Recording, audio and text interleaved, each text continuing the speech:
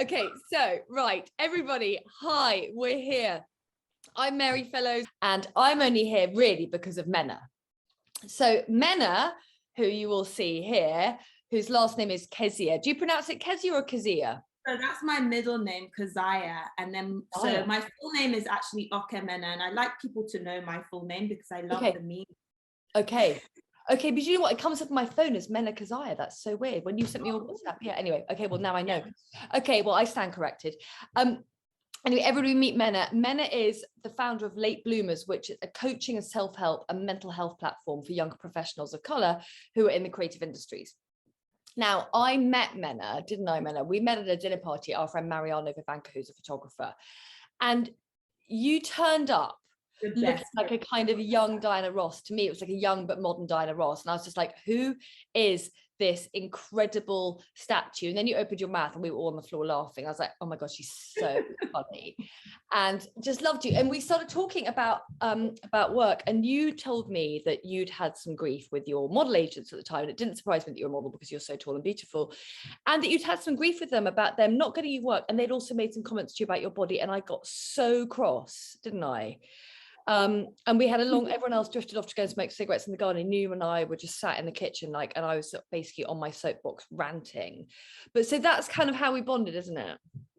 Yeah, it really is. And you know what, ever since we bonded, I just knew that you're going to be a lifelong friend of mine because you're such a force, Mary. I love around you, I love being around you, and just your wisdom and energy when it comes to everything in the fashion industry and how much work and time and effort. And so when you said it's bragging, to me it's not. And I feel a lot of the time women, we feel like we don't want to take up space, but thank you for taking up all the space that you have, because honestly, the world needs to see more of you, and you're awesome, amazing. Oh, bless you. Thank you. Okay, well, I'll take it whilst I blush.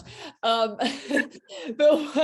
I mean, we're much more here to talk about you today. So now I've got my notes in front of me, and I've written down, when I was pitching this talk, I wrote that Mena is a part-time storyteller, full-time change agent, entrepreneur, and mental health activist, and that you completed your master's in marketing and struggled to find work in London, didn't you? So you picked yourself up and then went back to Nigeria. Is that right? I had actually never lived there before. So I grew up in London my whole life. South London girl, and Croydon girl to be specific. And, it was just a culture shock for me going back to Nigeria, going there for the first time to live. And I lived there for 4 years and it changed my life. How? It made me realize that, first of all, you go there and everyone looks like you, so you don't feel like an outsider. You don't feel like, you don't recognize the color of your skin. That's not the first thing that you wake up and see. It's kind of, what can I do here to change the trajectory of Nigeria? And just the whole mentality of the country is completely different. It gave me a drive and a hustle that I'd never had before. Really?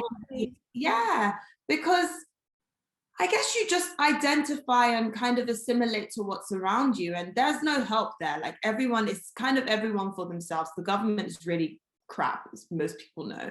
So it's and so it means that you literally have to sing for your supper. It made me not rely on anybody but myself, and just the help and support that I had from a wonderful support system of family and friends to get by. But not everybody has that. And so every day you're faced with looking at poverty, first-hand poverty, people literally, whatever they make in a day, they probably spend in a day. That's how little, how little money circulates in the country. And when you're looking at that every day, it forces you to see life differently. It forces you to see that actually everything that you have could be taken from you within a second. And you just have to be so gracious and grateful for all the opportunities that come your way and just run with it. And that's what it enabled me to do. That's an amazing learning curve, actually. That must have been a real wake-up call and a real kind of perspective, and giving you a lot of perspective, right? 100%. Yeah, amazing. 100%. Okay, so whilst you were there, as far as I'm aware, you were an MD of an air care, is it? It was, yeah. Tell me about that briefly. company. Yeah. So it was something me and my mum set up. So my parents, they both live in London. Kind of all my family are here apart from my sister, who's based in the States. But yeah, my mum and I went out, and we always wanted to do something in Nigeria, and saw a gap in the market. Like, my mum is so into fragrance and scent, and like my whole life I've grown up in a beautifully scented house, and like we're just into it. We love home fragrances.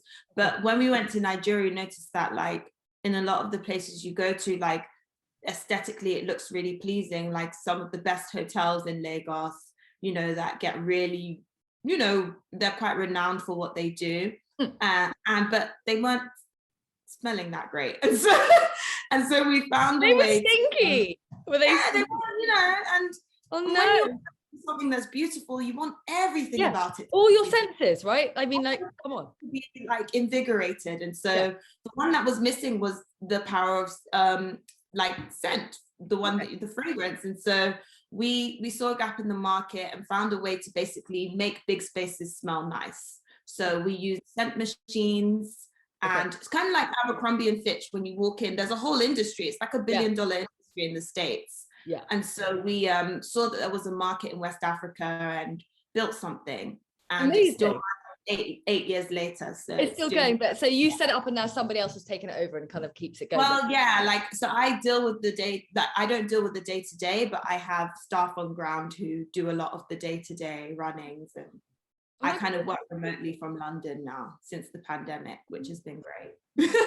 So basically you're personally making sure that everybody's olfactory experience is like any positive and luxurious olfactory experience someone is having in Nigeria. If you have, it may be because of Mena, so you might want to say send her a DM and be like, oh my god, thanks to you. And so I remember when we met, you and I were talking about how different it is for someone of your age, because you're what now? Are you able to say your age, or roughly? Yeah, I'm 31. 31, yeah.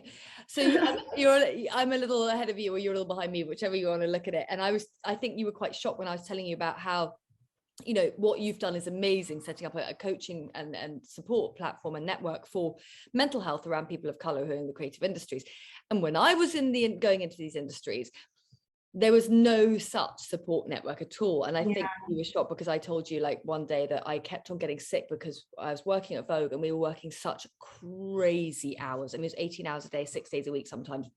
Wow. And then sometimes having to like pop out at like say 7 till 9 p.m. to go to an advertiser's event, like, you know, the opening of an eye in some shop, and, you know, drink some champagne and you know, flounce our tail feathers, and then go back and carry on packing for shoots or doing call-ins or phoning LA or whatever. And I just kept on getting so run down and constantly sick that I went to the head of HR and said, look, I'm told that you've got this this GP who's like the company GP, and I can't get an appointment at my NHS one because they're so busy. You know, do you think I could see him and see if he can recommend what I should do, because my immune system's clearly destroyed? And she was like, I'm going to tell you a secret, honey. And I said, what? I thought she was calling me honey. I was like, no, it's Mary. No, honey. And I was like, what about it? Like, just stuff that bears eat, like Winnie the Pooh, whatever. And she was like, no, you're going to have a tablespoon of honey every day. Now off you go now, and sent me out of the office. And that was it. Like, I mean, it was crazy. And then I remember also I had to go back and see her a few months later because I was being quite badly bullied by two fashion assistants at the time, who shall remain nameless. And I mean, it got so bad that somebody in the features department actually went to the editor-in-chief and said, someone's got to do something about this. I cannot watch from the other side of the office and see this girl being picked on. Like, this is ridiculous. And they're doing things behind her back, and they're just jealous of her, and blah, blah, blah. Anyway, so she, you know, this very nice editor at the point said, you know, go and talk to HR. So I did, and she said, oh dear, chin up, my next meeting arrives now. And that was it. So I was really thrilled for you, and thrilled for everyone who's going to cross your path, because, you know, things have changed quite a lot, even though there's still a long way to go. Things have changed a lot in a sort of relatively short period of time. Could definitely not get away with saying what they said. They wouldn't, would they? Yeah. No way. There'd be sort of tribunals, and there'd be call outs, and there'd be social media campaigns, and, you know, we didn't have all that. So we were just like, okay, suck it up, grow a thick skin, and, you know, and keep battling on. And yes, to an extent it was character building. It was very character building because it made you grow a really thick skin, but that's not always, you know, thick skin isn't always really the ideal thing that you want. So anyway, so I mention all this because obviously if you're somebody, you know, like me or someone else going into the industry now, and you now have something like one of Mena's kind of programs that might support you. So Mena, how did you, apart from the run-in you had with your agent, your model agent, what else inspired you? I mean, was it stories like mine that inspired you to create the platform, or what were the kind of drivers to? I actually created the platform in 2017, and it was a really rough year for me and my family. My cousin had a terminal illness. He sadly passed away later in that year. And I was in Lagos, and before you go and work for somebody in Nigeria, you kind of have to do this thing called youth service, which is like community service for a year. Okay. And I had done that, and after that I came back to London because I wanted to spend time with my family and my cousin whilst he was ill. And it was during that summer that I was kind of like jobless, had nothing to do, was also thinking about what's my next move. I have no clue. At the time I was 27, and I was thinking, is this going to be my life, like where I literally don't even know what I'm doing? And so that was literally our first post. And so I decided, you know, in that moment where I really felt like God speak to me and say, you know, you're a late bloomer. Just because things haven't happened for you now or fallen into place doesn't mean it's never going to happen. Because I kept looking around, you know, as you do. At the time, social media was not as bad as it is now, but it was getting there, where you would see a lot of people's highlight reels where they would share all of the wonderful things that were happening in their life. But behind closed doors, behind the scenes, nobody was talking about what's really going on. Like, what's your reality? You know, so many people are dealing with things like grief, dealing with things like bullying at work, you know, feeling insecure about themselves, not feeling confident, dealing with things like, at the time, all of my friends were like getting engaged or getting married. I was like struggling to keep a relationship. And so it felt like people's lives were moving ahead, and I was stuck in a place where I just didn't see the light at the end of the tunnel. I fell into a very deep and dark depression during that time. And when I get depressed, it's happened before. It happened when I couldn't find a job in London, hence the reason I moved to Lagos, where I just felt very stuck, and I just not motivated to do anything. And I said, this time I want my story to be different. I want to try and find tools and ways in which I can basically have an outlet. And the late bloomers became my creative outlet. It became a place for me to share my story in a way that resonated with people. And so I started by registering the website, and then I said, right, I'm going to give myself 3 months. And in these 3 months, I'm going to write stories about what's gone on in my life and how I found this whole adulting experience of growing up and the things, the lessons I've learned along the way. And then what happened? So you started doing so, yeah, I started writing, which is my outlet. I write every day, I journal, like it's become a thing for me. It helps keep my mental in check and helps me to process a lot of what's gone on during the day, what things I want to accomplish, the things I've yet to accomplish. And so I just started writing, and then I said to everybody else, you know, this is bigger than me. I want this to be about community. I want for lots of people to be able to share their stories, and people started submitting their own stories. They started writing too. And then it became a thing of, oh, not everyone's reading. You know, so I was like, I need another medium here. And so we started podcasting as well, which was great. That started in 2019. So it took a while before we kicked off the podcast. But then it was also, people were messaging like, oh, I really want to meet everyone in person. Let's do meetups. Let's do something together. And so I decided to have our first meetup in London, which was Market Halls in Fulham. Amazing. Like they were so supportive. Like at the time I didn't really have a platform. They were like, come, we love your idea, use the space for free. And it was just beautiful to see like community come together in that way. Yeah. And so we did our first event there, which was kind of like a panel discussion of people from diverse backgrounds talking about, you know, their life's journey, what's happened for them, their stories. Storytelling is really the heart of our platform. Okay. But then I found that I would go to a lot of these panel discussions, as we all do. You learn so much from inspiring people, but you leave feeling like, what about me? Like, what do I do with my life now? Like, it's great. I heard this person was able to make millions of pounds and do really well in their career, and lots of things happened to them. And it was like, I have no clue what I'm going to do with myself. And I felt like I wasn't the only person that felt that way. And I grew up in a family of coaches. So both my parents are actually development coaches. Are They they? work, yeah, they work But, for yeah, a but lot. then you went and did some coaching training, am I right? Yes, Yeah. I started training as well. Yeah. Because I felt as though that's what was missing. Somebody to help guide you along your journey, to help you process certain things, to ask you powerful questions. Yeah. And so that's what we added to our sessions. We called them Bloom sessions, where people workshop style. So we'd talk, have little panel discussions, and then afterwards, let's do the work. Let's do the transformative stuff. And so people were really receptive to it. And then we took that event. We also did one in Lagos, which had a really great turnout as well. And I just found everywhere that I traveled during the period that I started this platform, most millennials from different backgrounds in different spaces, we all have a lot in common. And a lot of us share the same truth. And the more that we're able to speak and have these forums that are facilitated for our growth, the better that people will feel mentally. Why? And I totally get it, but like out of interest, like, okay, I've got two more questions. When you started doing this, like, did you have a dream when you started? I thought, I'm just going to write, I'm going to share my story and see if I can build a community. Did you have a dream of like, I would love to see this in 2, 3, 5, 10 years be X, Y, Z, like look like this? I have an idea of what I want it to look like. Or was it more like, I'm just going to organically get on the journey and just see where it goes, like, and see where it flows? So it started organically. And to be honest, it was only last year that I really sat down to write a business plan. I know that sounds really like, I ran away from it for the longest time. I'm a right-brained person. And so everything about me is like intuitive. I have to feel it, creative. And so, you know, for me to sit down and get strategic, it took a lot. But I knew that in order to progress, in order to get to where I wanted to get to, not just for me, because at the end of the day, I knew this platform isn't for me. Like, I'm not trying to solve my issue. I'm trying to have impact on the wider community for people to feel that there is this space. And so I said, you know what, put your feelings to the side and let's get to work. And so I sat down to write what I want the vision to be, you know. Okay.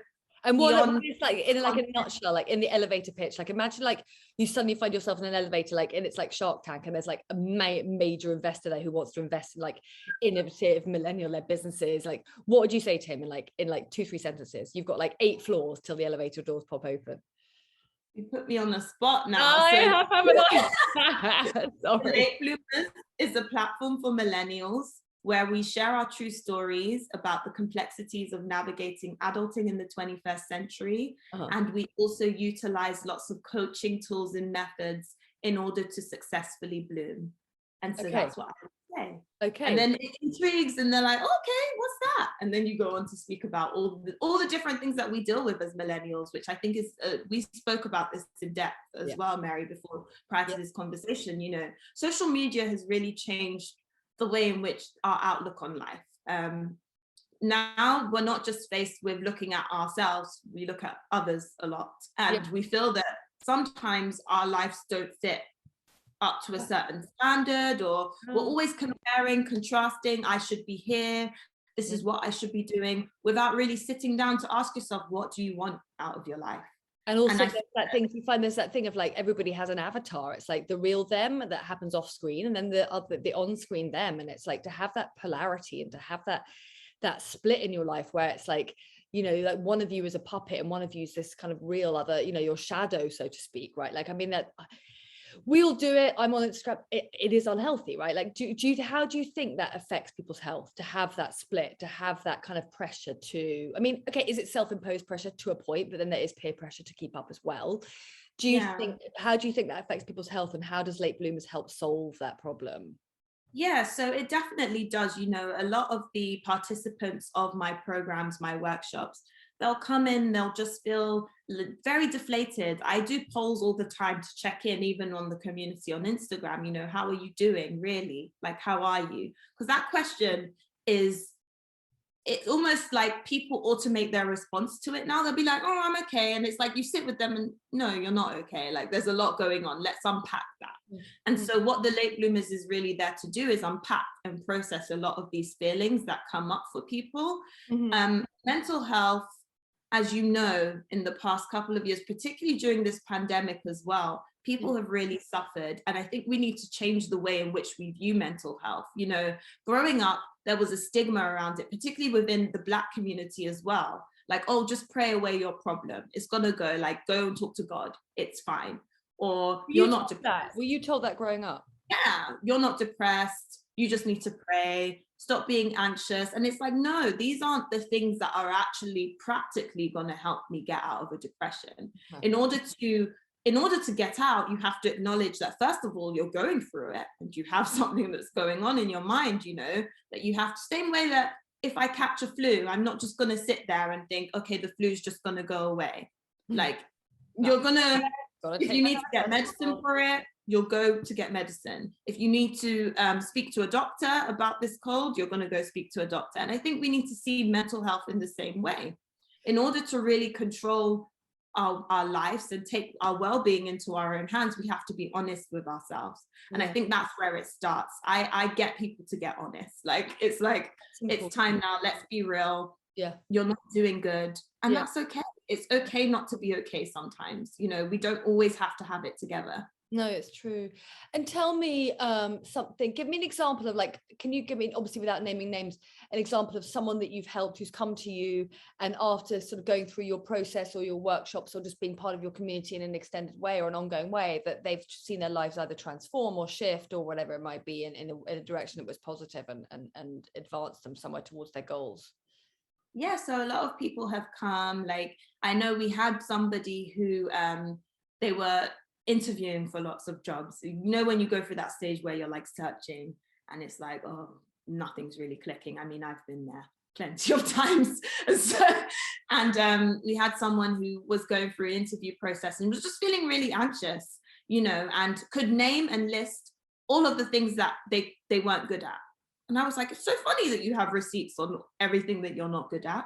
Tell me something you are good at. No, they were bringing those receipts. And it's important for you to also tell people what are the things that you are good at. And in order to get there, you have to know what are my strengths. And so or what do I value in life, you know? And so when you are looking for a job, you know, as you said, work for most of us takes up the majority of our time. You don't want to be in a job where you're really just not passionate about what you're doing, you don't like it at all. And I think a lot of people are realizing that post-pandemic, that if they're spending so much time at work, it has to be something that makes a lot of sense. Yeah. And so and that company has to align with their value system. Yeah, it has to align with your values. Yeah.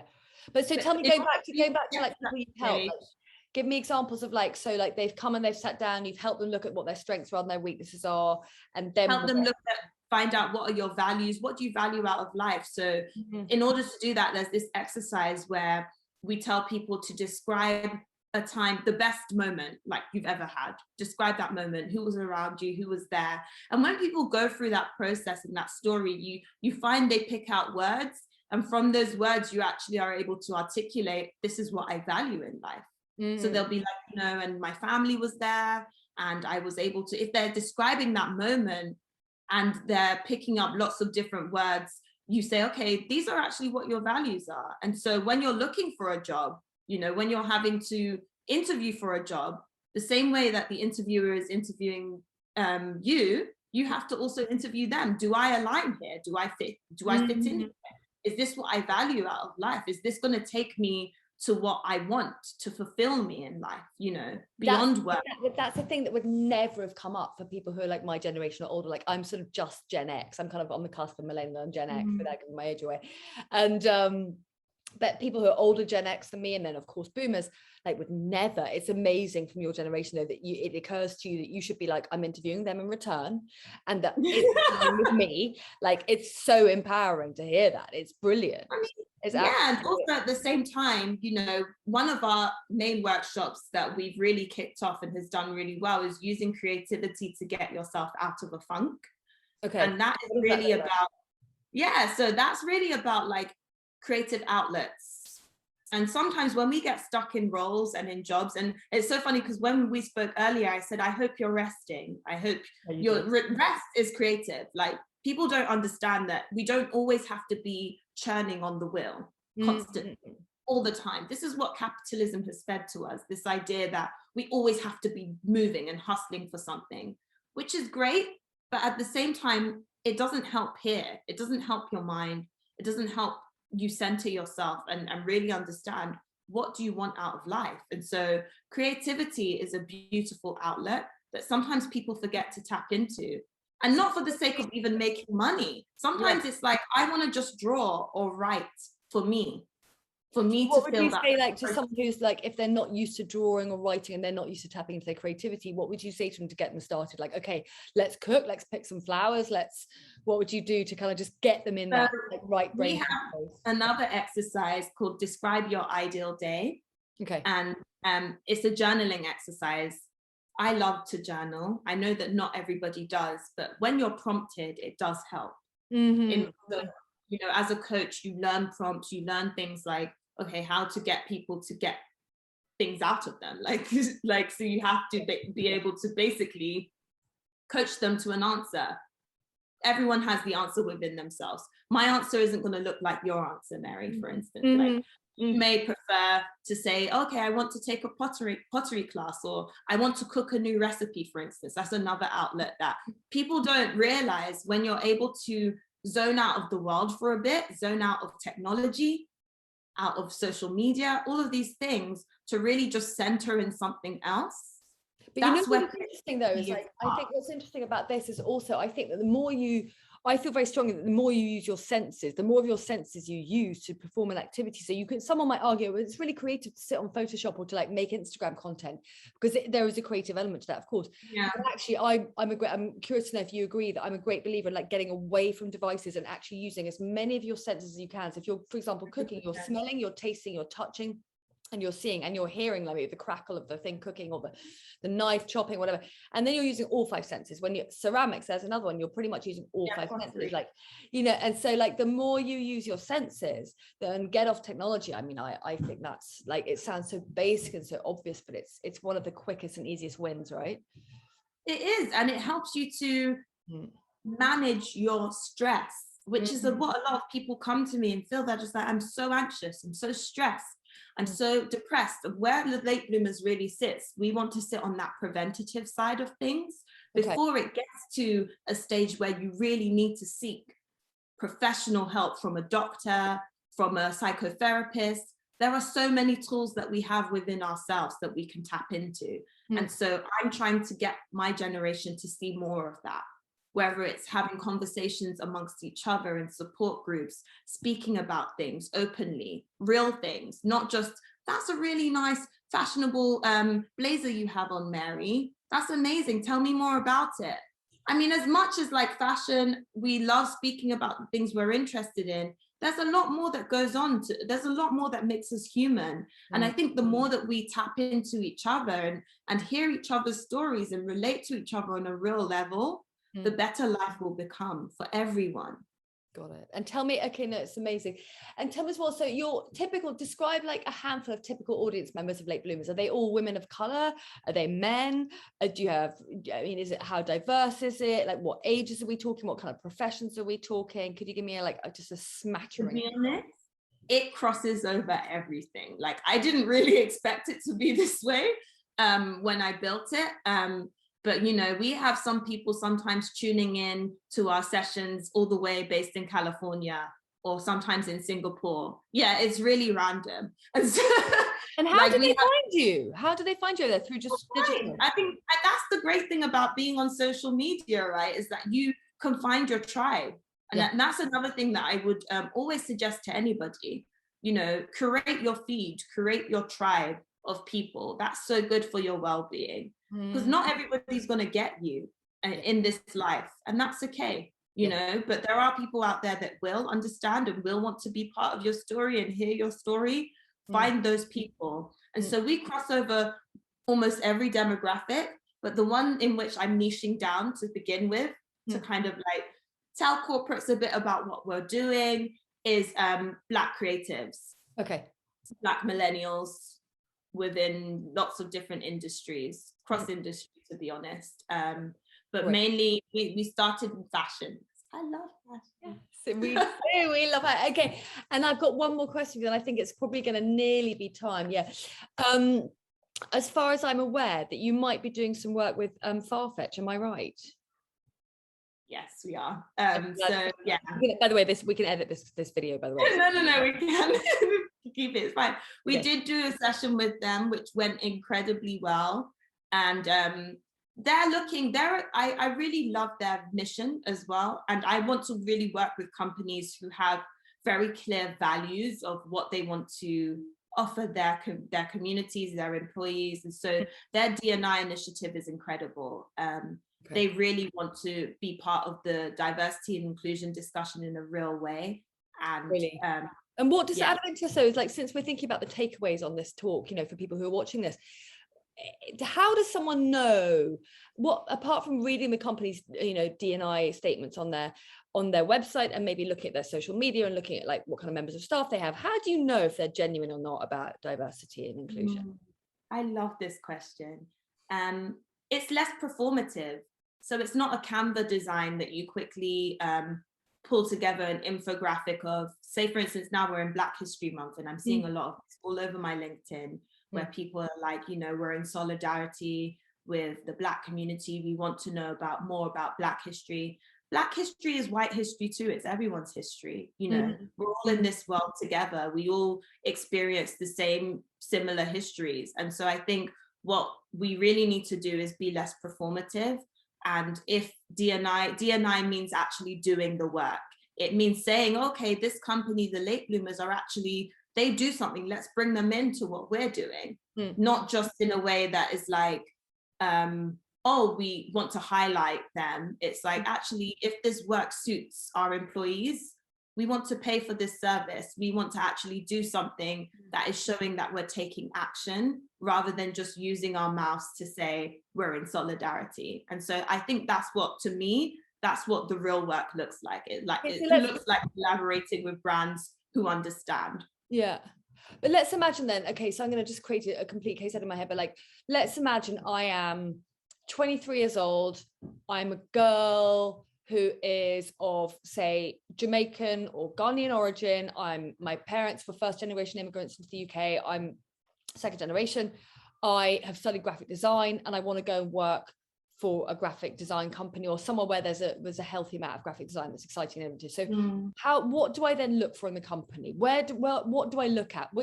Do I look at their social media? Do I look at their website? Like, how else do I do my own assessment on whether they are genuine or they're just, you know, like, do you know what I mean? How do I work out how authentic that offer is? From talking to people, okay, from so really the organization, and asking questions like, how many Black people sit in your leadership? Right. Your C-suite, for instance, you know, so you know whether or not there's career progression here. I think for a lot of Black people, particularly within the UK, it feels like there's such a glass ceiling. Like, you can only, it's hard, first of all, to get your foot in the door. But once you're now in the door, like, retaining that position, but also not only retaining it, but rising up in the ranks becomes equally as difficult. And I think we really know when diversity has kicked in and we're really feeling included when we see more people who look like us in senior leadership positions. But what if they don't have people in senior positions, but that person who's going there thinks, well, maybe I could be the first. Like, I could make that my goal, that in 10 years I will be on the C-suite. Like, you know, do you think, like, what would you say to someone like that who's a bit torn because they go, okay, I really like this company, they've offered me a role, the salary is good, the work is good, I don't see anyone like me in senior leadership or even like proper directorial proper managerial roles. However, I don't know if that should deter me, because I don't know whether that's a barrier to my growth, or whether I should say, you know what, excuse my language, fuck it, I will make sure and make it my mission to be that first person, or to be one of the first. Like, and how should they work out whether that's, you know, something to embrace and to fight for, or just to walk away and be like, this is a hopeless cause, I'm actually going to end up with a glass ceiling?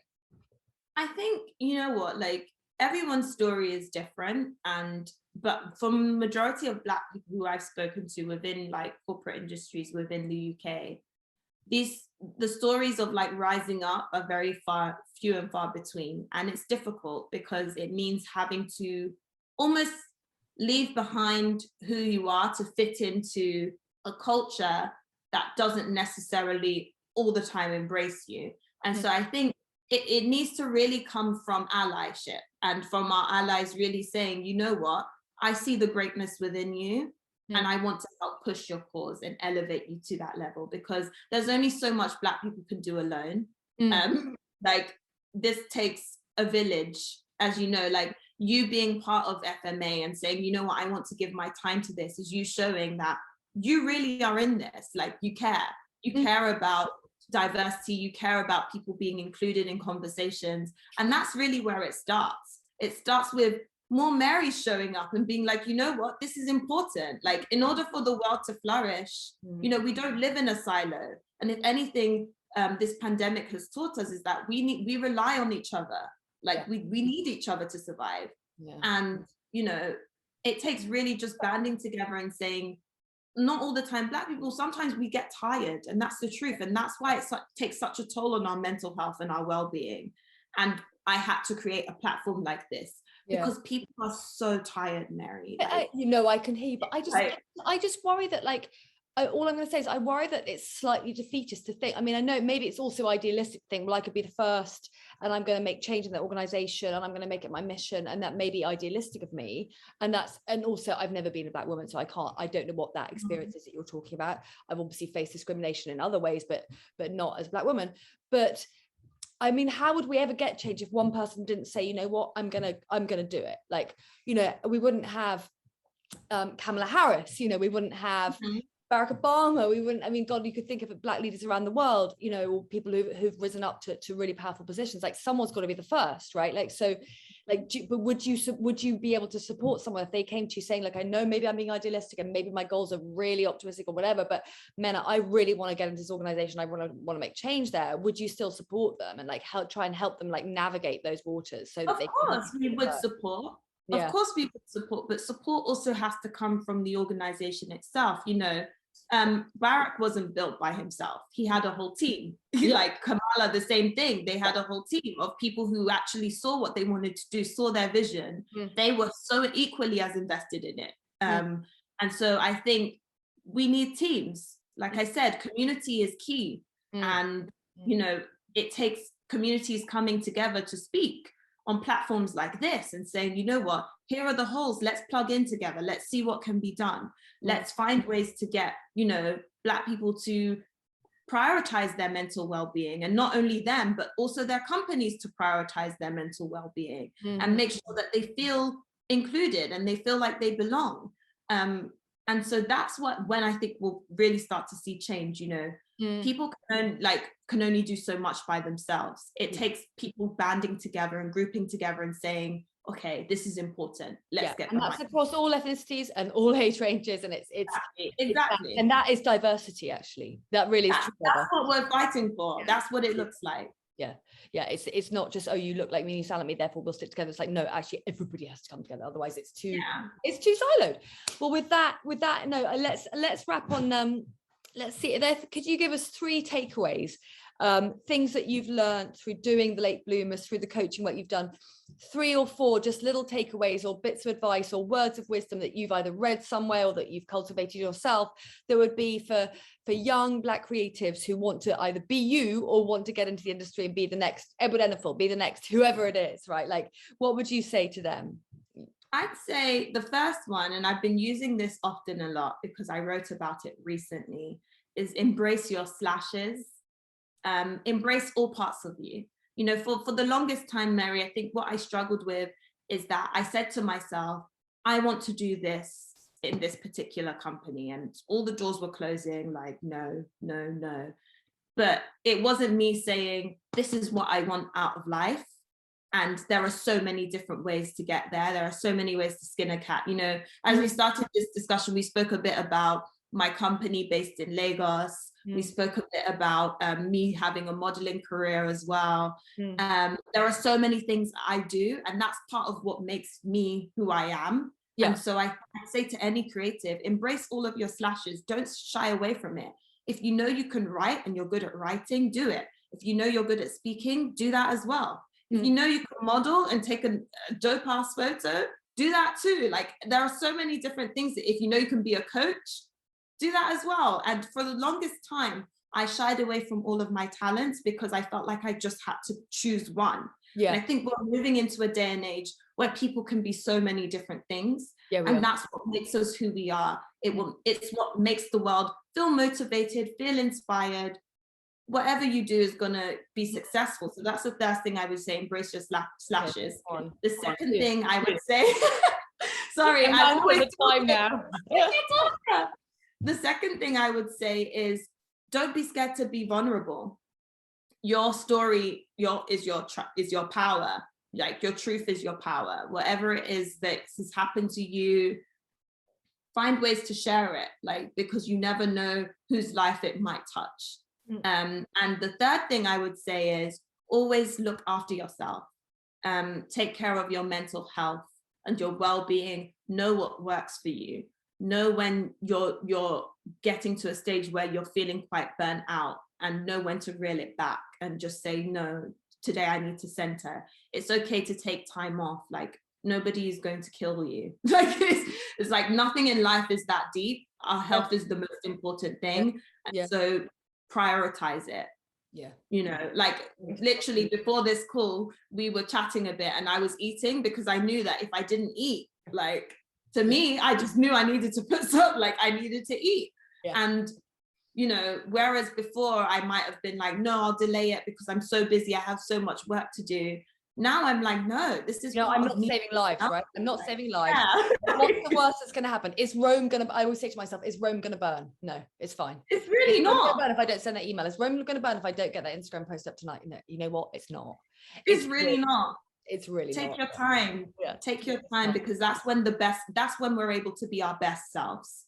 Well, look, with you've taken your time over 4 to 5 years with Late Bloomers, and look where you are, Steve. You've consulted with one of the world's biggest e-com luxury giants. You look amazing. You talk brilliantly. You've clearly absorbed some amazing things in your life coaching skills.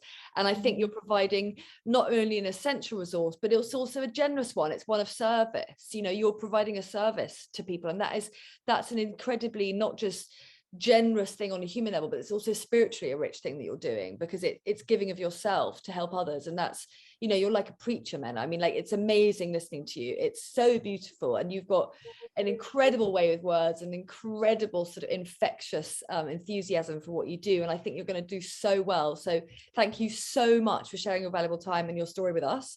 And I'm sure, like everyone else who watches this now and in days and months and years to come, they'll come away feeling as invigorated and moved as I am. And well done, and thank you so much. Thank you, Mary. Awesome.